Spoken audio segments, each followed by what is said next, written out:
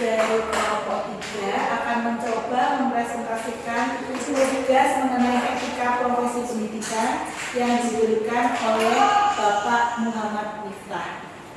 Anggota kelompok 3 sendiri terdiri atas 6 orang, yaitu Claudia Budi Mulya, 19, 15, 61, 45, Andrea Suteja, 19, 15, 6146, Desi Ratnasari 19, 15, 6147, Endang Jasmiati 19, 15, 6148, Trihandayani 19, 15, 6149, dan Yulidian Safitri 19, 15, 6150. Kemampuan utama guru. Berdasarkan Undang-Undang Nomor 14 Tahun 2005 tentang Guru dan Dosen, pada pasal 10 ayat 1 menyatakan bahwa kompetensi adalah seperangkat pengetahuan, keterampilan, dan perilaku yang harus dimiliki, dihayati, dan dikuasai oleh guru atau dosen dalam melaksanakan tugas keprofesionalan. Sedangkan dalam pasal 8 menyatakan kompetensi guru terdiri atas 4 hal, yaitu kompetensi pedagogik, kompetensi sosial, kompetensi kepribadian, dan kompetensi profesional. Di sini saya akan mencoba menjabarkan mengenai kompetensi pedagogik. Kompetensi pedagogik ada 8. Yang pertama adalah pemahaman terhadap peserta didik, yaitu kita harus mengenal karakter anak, kesukaannya, minatnya, sifatnya, sehingga kita dapat menangani anak berbeda-beda sesuai dengan karakter dan sifatnya tersebut. Yang kedua adalah pemahaman wawasan akan landasan kependidikan, yang berarti sebagai pendidik mengetahui dan memahami landasan pendidik seperti undang-undang dan Permendiknas. Pengembangan kurikulum berkaitan dengan bidang pengembangan yang diampu, yaitu pendidik mampu untuk mengembangkan kurikulum dan silabus yang sesuai dengan perkembangan zaman dan disesuaikan dengan situasi dan kondisi yang ada. Perencanaan pembelajaran, yaitu pendidik harus dapat merencanakan pembelajaran yang akan diberikan kepada siswa didiknya seperti RPPH dan RPTM. Pelaksanaan pembelajaran yang mendidik dan dialogis. Pembelajaran yang diberikan haruslah berasal dari proses dialogis antara sesama objek pembelajaran sehingga melahirkan pemikiran yang kritis dan komunikatif. Pemanfaatan teknologi pembelajaran, suatu pengaplikasian bidang ilmu pendidikan yang bertujuan memecahkan masalah pendidikan dan memfasilitasi kegiatan pembelajaran. Sumber pembelajaran bukan lagi dari guru saja, tetapi dari segala sumber. Evaluasi hasil belajar, suatu proses yang dilakukan untuk mengetahui tingkat kinerja akademis secara menyeluruh dan kontinu yang sesuai dengan ciri pendidikan keahlian yang bersangkutan. Dan yang terakhir adalah pengembangan peserta didik untuk mengaktualisasikan berbagai potensi yang dimilikinya. Pengembangan peserta didik yang sesuai dengan bakat dan minat dan potensi siswa agar pengembangan itu dapat berjalan semaksimal mungkin. Demikian pembahasan tentang kompetensi pedagogik. Kompetensi lainnya akan dilanjutkan oleh anggota kami. Terima kasih. Selamat siang, nama saya Desi Ratnasari, NPM saya 19, 15, 61, 47. Di sini saya akan melanjutkan presentasi dari Bu Claudia. Yang saya bahas kali ini yaitu tentang kompetensi sosial. Kompetensi sosial di sini adalah kemampuan seorang guru sebagai pendidik untuk berkomunikasi dan berinteraksi yang baik dengan warga sekolah maupun warga di mana guru berada. Kompetensi tersebut yaitu meliputi yang pertama, mampu berkomunikasi secara lisan, tulisan, dan isyarat. Di sini diartikan bahwa seorang guru harus bertindak sesuai dengan norma etika dan berpegang teguh dengan agamanya. Yang kedua, menggunakan teknik komunikasi dan informasi secara fungsional, yaitu seorang guru dapat memanfaatkan media komunikasi dengan baik, menggunakan sarana prasarana. Dia dapat menggunakan alat peraga untuk penyampaian materi kepada anak-anak. Yang ketiga, bergaul secara efektif dengan peserta didik, sesama pendidik dan masyarakat. Di sini seorang guru tetap menerapkan sikap etika sesuai dengan norma dan tidak berperilaku sewenang-wenang di lingkungan sekolah maupun di lingkungan masyarakat. Yang kelima, menerapkan prinsip persaudaraan sejati dan semangat kebersamaan. Yakni di sini kita semua menjalin tali silaturahmi yang baik, tidak membedakan ras, agama, dan yang lainnya. Lanjut. Yang kemudian yaitu kompetensi kepribadian. Kompetensi kepribadian dalam menjalankan tugas dan fungsinya, seorang guru harus menunjukkan sikap dan kepribadian yang baik, yakni 1. Takwa kepada Tuhan Yang Maha Esa. Yang kedua, berakhlak mulia. 3. Berkarakter positif, stabil, dewasa, arif, dan berbijaksana berwibawa. 4. Menjadi teladan bagi peserta didik, secara objektif mengevaluasi kinerja sendiri, mengembangkan diri secara mandiri dan berkelanjutan. Dapat ditarik kesimpulan dari kompetensi kepribadian di sini yaitu seorang guru seharusnya dapat menilai kinerja sendiri dan dapat menerima evaluasi dari pihak manapun.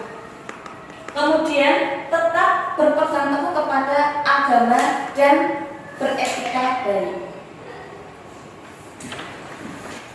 Oke, selamat siang untuk semua teman-teman. Hari ini saya akan melanjutkan untuk presentasi tentang pendidikan. Saya akan melanjutkan tentang kompetensi profesional. Kompetensi profesional adalah kemampuan seorang guru dalam mengelola proses belajar mengajar.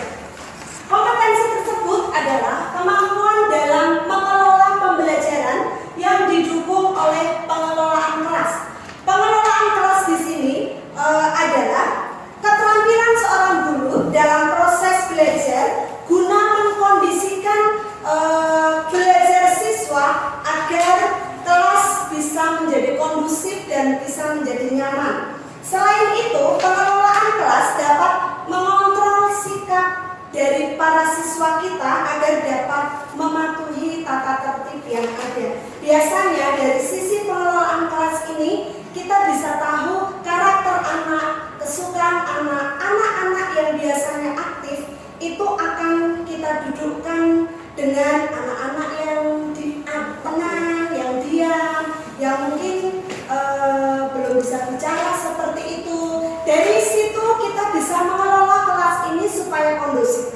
Apabila tidak mengelola kelas, kita bisa tahu seandainya yang aktif akan duduk semua dengan yang aktif, itu akan sangat mengganggu untuk anak-anak yang lain. Nah, untuk itu pengelolaan kelas juga sangat penting bagi setiap guru saat mengajar. Selanjutnya yang kedua adalah penguasaan materi. Guru mampu menguasai materi yang biasanya akan disesuaikan dengan tema, dengan persiapan RPPM dulu, habis itu RPPH, dan bisa diaplikasikan, disesuaikan kepada kebutuhan anak. Jadi mutu pendidikan itu akan sangat bergantung dari keberhasilan seorang guru ketika dia mengajar, seperti itu. Selanjutnya adalah strategi untuk pembelajaran. Strategi mengajar atau strategi dalam pembelajaran ini adalah cara yang dipilih oleh seorang pengajar untuk bisa menyampaikan materi pembelajaran agar anak-anak dapat mudah menerima setiap materi.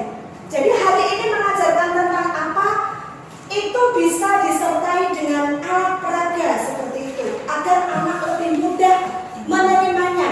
Di akhir kegiatan kita juga akan memberikan satu kegiatan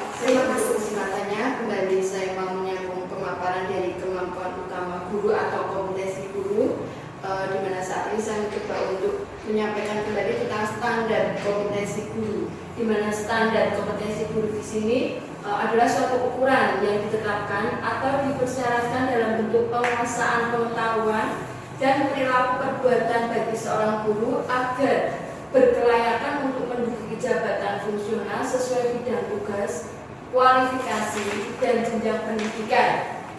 Jadi standar kompetensi ini maksudnya adalah suatu kemampuan atau batas ukuran minimal yang harus dimiliki oleh seorang guru di dalam mengemban tugasnya atau melaksanakan suatu pekerjaan di bidang tertentu, dan bidang kita adalah sebagai seorang guru. Jadi standar kompetensi guru di sini adalah sebuah batas kemampuan yang menjadi tolak ukur kita untuk kita melaksanakan tugas kita sebagai seorang guru. Dan kemampuan itu mencakup tentang pengetahuan, keterampilan, kepribadian untuk meningkatkan kinerja kita guna memberikan kontribusi bagi keberhasilan pekerjaan kita. Kemudian standar kompetensi tersebut meliputi pengelolaan pembelajaran, pengembangan potensi, penguasaan akademik. Pengelolaan pembelajaran di sini bisa dimaksudkan sebagai contohnya kemampuan di dalam penataan lingkungan belajar, pengelolaan kelas, terus kemudian pengaturan atau pengorganisasian anak dalam kegiatan belajar mengajar. Untuk kemudian pengembangan potensi, itu kita bisa mengembangkan potensi yang kita miliki untuk kita kembangkan. Contohnya misalnya kita kreatif di dalam memberikan aktivitas untuk anak. Kita kembangkan potensi yang kita miliki semaksimal mungkin sehingga kegiatan belajar mengajar itu bisa memiliki hasil baik untuk guru secara pribadi maupun untuk anak-anak. Kemudian penguasaan dalam akademik. Sebagai seorang guru, kita standar kompetensi yang kita miliki harus minimal kita mampu menguasai kurikulum atau bidang akademik baik yang kita miliki untuk menjadi suatu kemampuan untuk kita bisa memberikan pembelajaran kepada anak didik kita. Lanjut, untuk tujuan standar kompetensi guru di sini adalah untuk memperoleh acuan baku dalam pengukuran kinerja guru untuk mendapatkan jaminan kualitas guru dalam meningkatkan kualitas proses pembelajarannya. Jadi tujuannya itu untuk mendapatkan jaminan kualitas profesi dalam meningkatkan kualitas hasil pekerjaannya. Tujuan standar kompetensi itu untuk mendapatkan jaminan kualitas profesi. Ada jaminan di dalam kita melaksanakan profesi kita. Kemudian fungsi standar kompetensi guru itu ada 2 poin yang bisa kita sampaikan. Yang pertama, sebagai tolak ukur semua pihak yang berkepentingan di bidang pendidikan dalam rangka pembinaan, peningkatan kualitas dan penjenjangan karir guru. Kemudian untuk meningkatkan kinerja guru dalam bentuk kreativitas, inovasi, keterampilan, kemandirian, dan tanggung jawab sesuai dengan jabatan profesional. Demikian untuk penjelasan standar kompetensi guru yang bisa saya sampaikan. Untuk selanjutnya, saya serahkan teman saya. Terima kasih. Saya Yuridian Safitri dengan nomor NPM 19156-150. Baik, saya akan menjelaskan tentang pengelolaan pembelajaran. Pengelolaan pembelajaran yang dilakukan guru meliputi guru itu harus mampu melakukan perencanaan pembelajaran, mampu berinteraksi dengan peserta didiknya pada saat belajar mengajar di kelas, mampu melakukan penilaian terhadap prestasi belajar peserta didiknya. Kemudian guru juga harus mampu menindaklanjuti hasil dari penilaian terhadap peserta didiknya tersebut. Kemudian dalam menyusun perencanaan pembelajaran,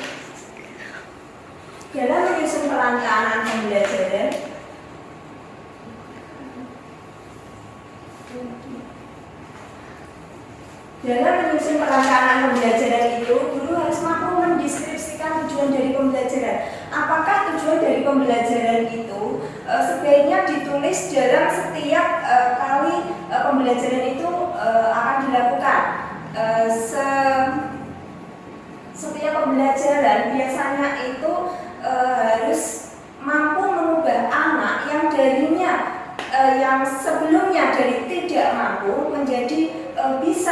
untuk melakukan dari materi pelajaran tersebut. Kemudian mampu memilih dan menentukan materi pelajaran dan mengorganisir dari materi pembelajaran.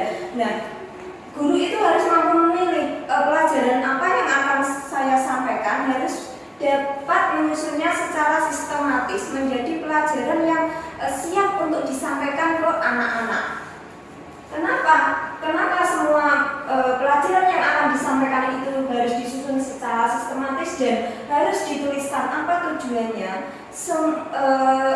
Di sini untuk memudahkan seorang guru untuk memberikan penilaian kepada anak, untuk memudahkan guru menyusun bahan ajarnya dan menentukan media pembelajaran apa yang akan digunakan oleh guru. Apakah kegiatan pembelajaran itu akan menggunakan media permainan, audio visual atau berupa lingkungan. Kemudian menentukan metode apa saja yang akan dilakukan.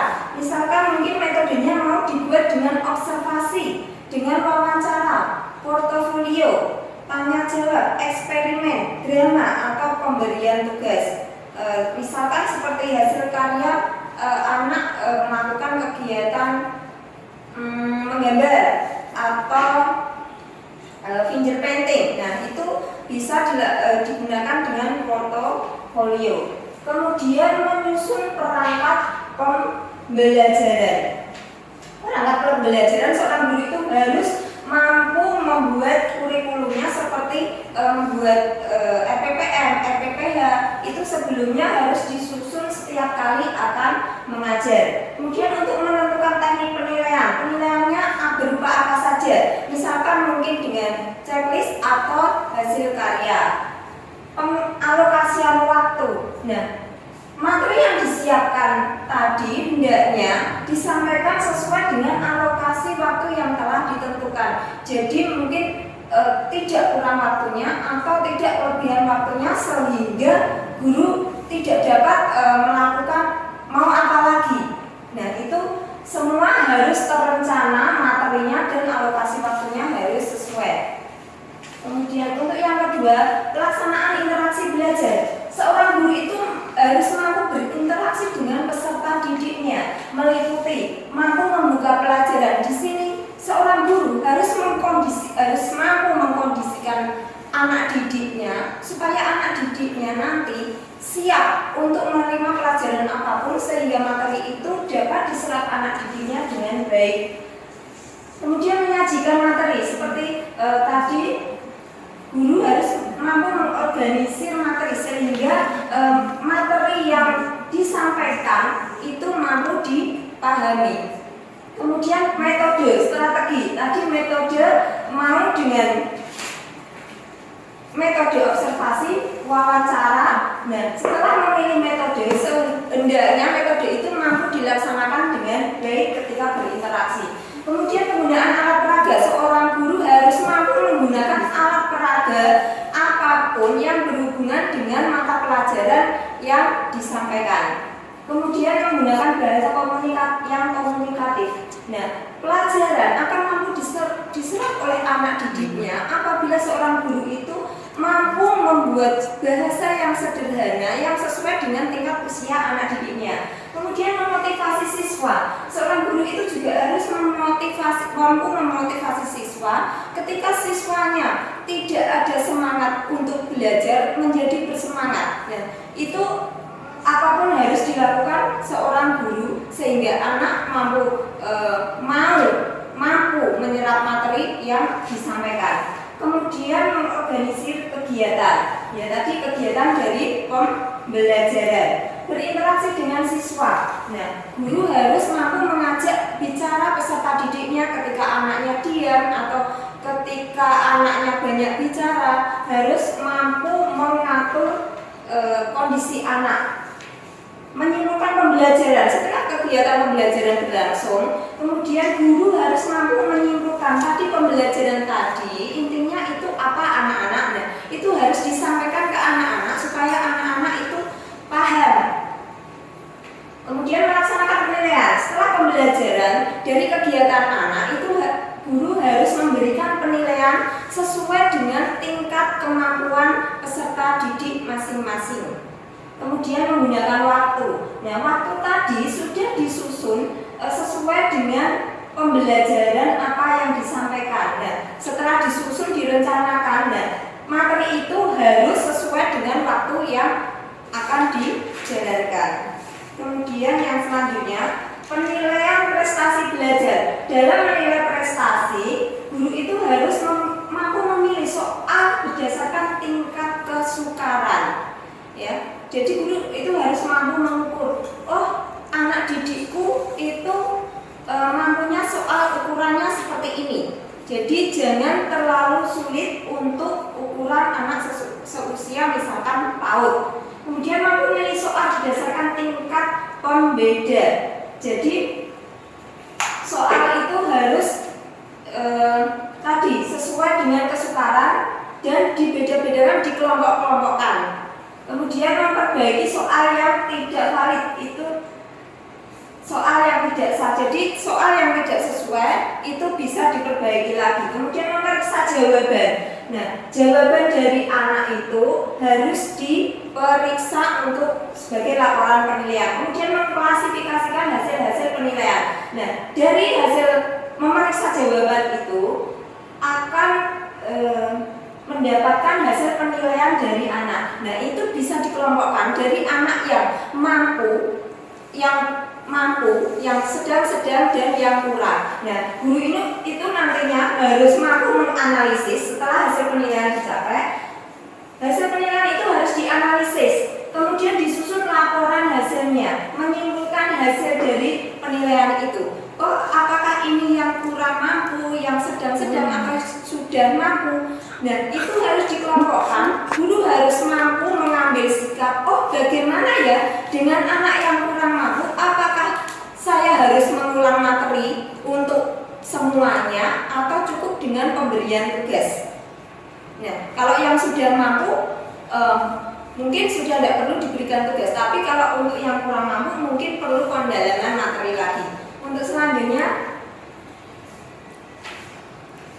pelaksanaan tindak lanjut. Nah, tindak lanjut di sini guru harus menindaklanjutkan tadi hasil penilaian, mengklasifikasikan kemampuan yang tadi, yang mampu, kurang, atau sudah mampu. Kemudian menindaklanjuti, tadi sudah saya sebutkan.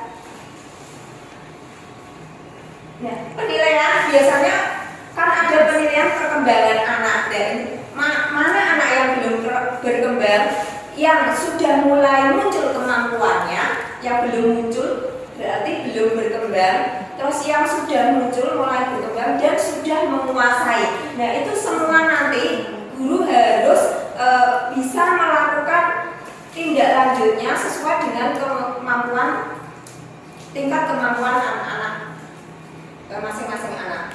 Demikian penjelasan dari saya. Terima kasih.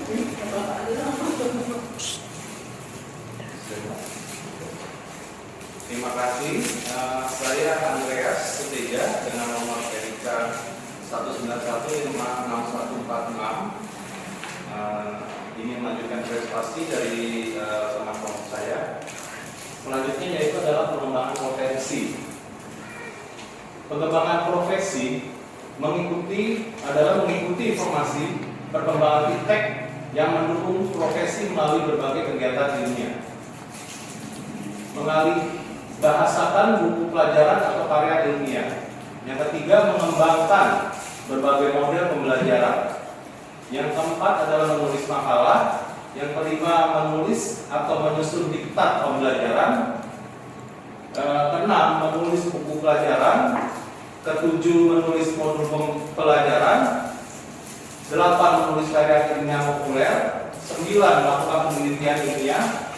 10, menemukan teknologi tepat guna. Dan 11, membuat alat peraga atau media.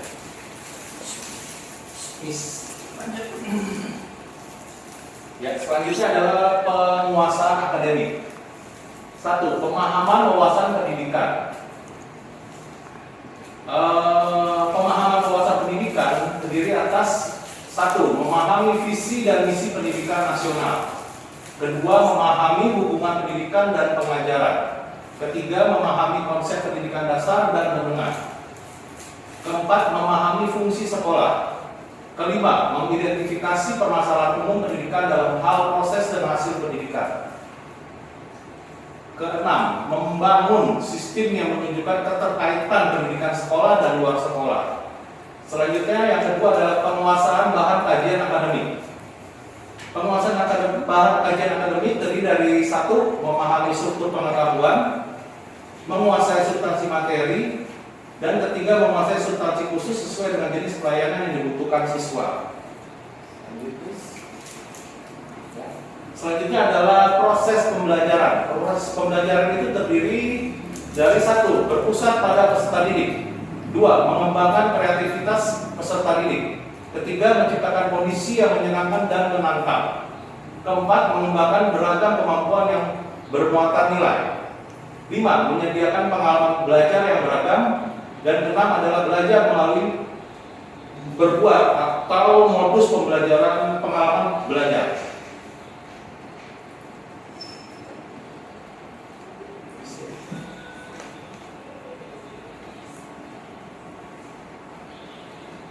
Ya, yang terakhir adalah kesimpulan dari kami. Guru yang berprofesional adalah guru yang mempunyai karakteristik kompetensi guru, yaitu satu, guru mampu mengembangkan tanggung jawab dengan sebaik-baiknya. Dua, guru mampu melaksanakan peranan-peranannya secara berhasil. Ketiga, guru mampu bekerja dalam usaha mencapai tujuan pendidikan sekolah. Keempat, guru tersebut mampu melaksanakan peranannya dalam proses mengajar dan belajar dalam kelas. Lima, guru dapat bergaul dengan lingkungan sekitar secara baik. Terima kasih. Demikian presentasi dari kelompok kami, kelompok 3. Mohon maaf bila ada kekurangan atau salah kata. Dengan ini sesi tanya jawab kami buka dengan Miss Claudia sebagai moderatornya, dan dengan bantuan Bapak Mitfa sebagai dosen kami akan mencoba menjawab pertanyaan-pertanyaan dari rekan-rekan sekalian. Terima kasih.